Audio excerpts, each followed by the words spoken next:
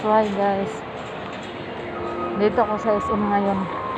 Pupunta ako sa third floor para titingin ng cellphone kasi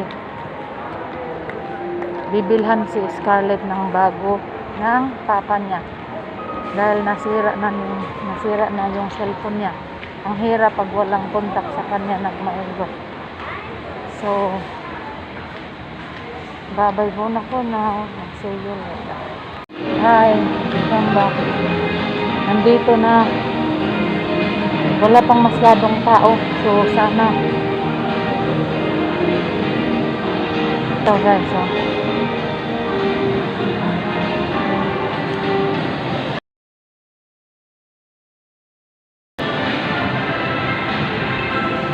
Nakakamiss magmuling.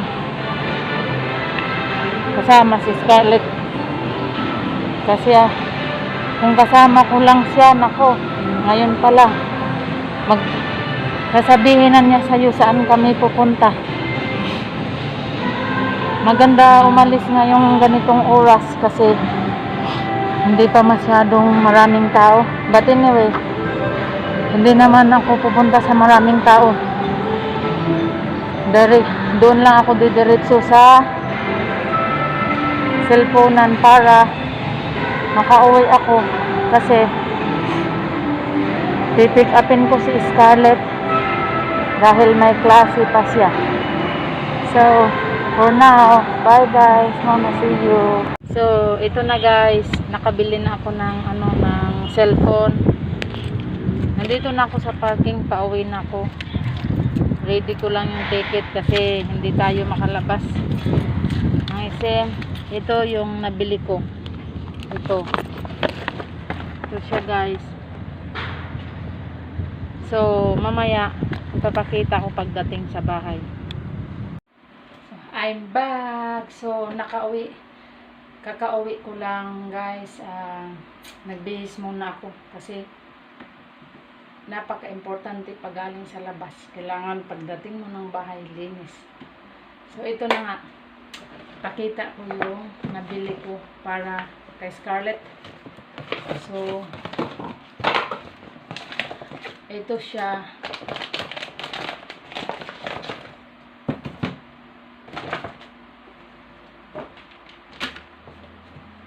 So ito siya guys.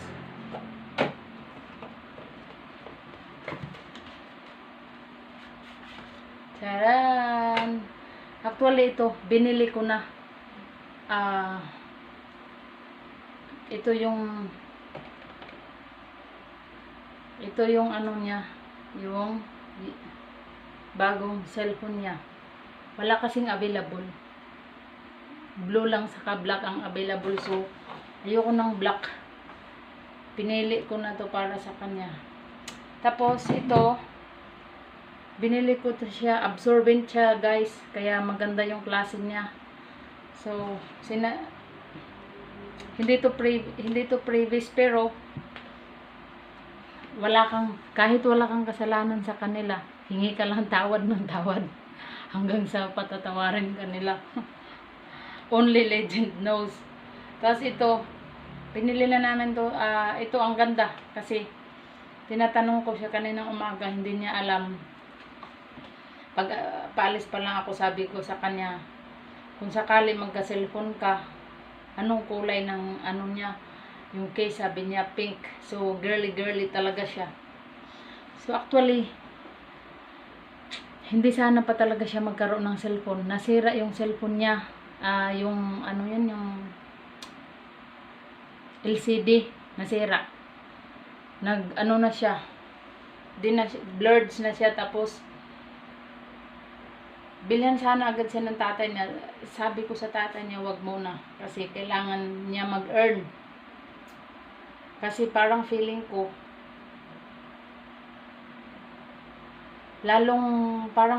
mag-work na kailangan niya paghirapan muna siya earn it, which is ang hinihingi lang naman sa kanya is study hard. Tapos concentrate sa pag-aral niya kasi last 4th quarter na, dapat sinabihan siya ng tatay niya na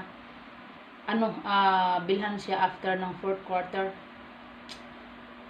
Tapos, happy ako dun. Kasi para gusto ko matuto siya na hindi lahat agad nakukuha niya.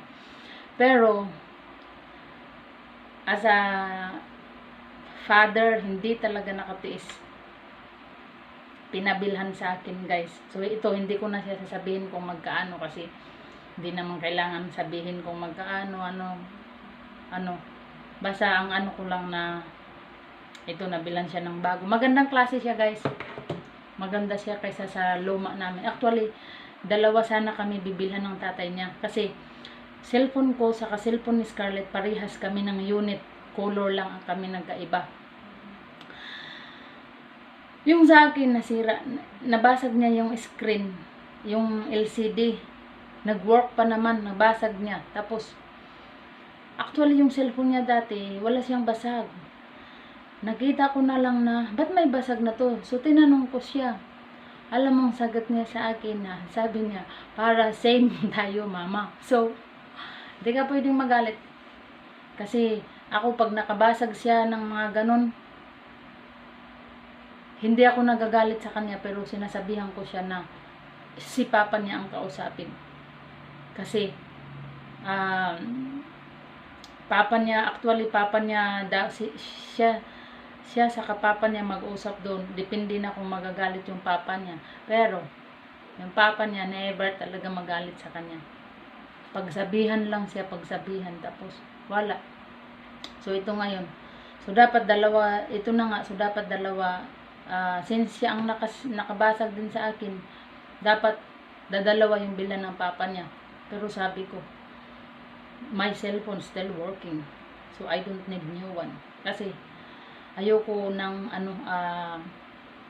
hindi kasi ako materialistic na tao. Iniingatan ko yung cellphone kasi yun yung first cellphone talaga na hiningi ko sa papa niya. First cellphone. So hanggat maaari pag nag-work, gagamitin ko pa siya. Pero syempre yung bago niya, gamit-gamit ko din. Sa vlog-vlog, ganon-ganon. So, ayan na nga guys, ito nga pala binila. Ang freebies doon sa cellphone, itong memory card. So, gusto ko sana siyang, ayoko nito. Pero, ang ayaw nilang magbigay. Ito lang talaga yung naka-fix na freebie sa kanila.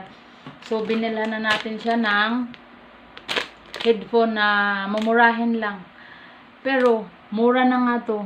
Guys, tinawaran ko pa ng tinawaran. So, para, as in, sanay tayo sa palengke. Tawad hanggat kaya. Tawad tayo. Kung magpatawad, kung magbigay ng discount, okay. Swerte natin. Pag hindi, okay lang. At least, nag-try tayong tumawad. Yun yung napapagaw. So, ito na guys. Itago ko to. Kasi mamaya, may pipick upin ko pa siya. Maya-maya. Bago ko ipakita to sa kanya pagkatapos ng klase niya. Kasi kung ipakita ko agad to, siguradong hindi magko-concentrate. So, mamaya guys, ilagay ko muna to doon. Dito, i-surprise natin siya para happy siya. So, bye for now. See you later.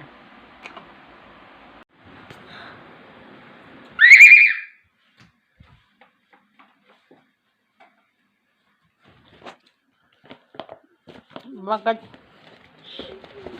Thank you.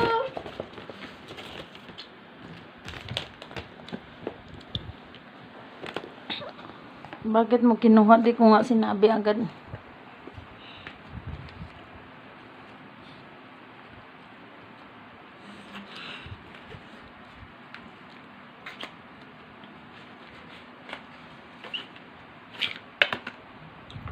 Thank you. Ano to, ma? Anong cellphone to, ma? Ha? Gulay. Anong gulay? Opo. Thank you. Kanino ka magpasalamat? Thank you, pa.